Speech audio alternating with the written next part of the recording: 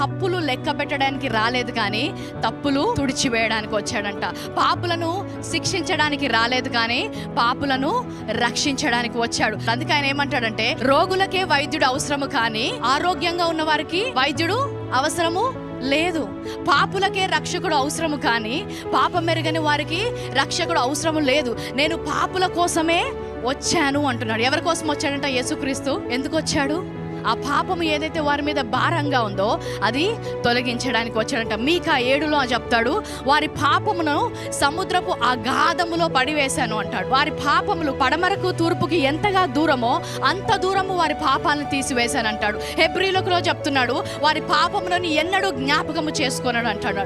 ఏ పాపం అయితే నీకు నాకు అడ్డంగా ఉన్నానో దాన్ని శిలువ మీద మేకులతో కొట్టి ఆ పాపాన్ని తుడిచివేసి ఆ పాపముపై నీకు అధికారాన్ని ఇచ్చి ఆ పాపము నీపై నిల్చోకుండా నేను పవిత్రులుగా చేశానంటున్నాడు.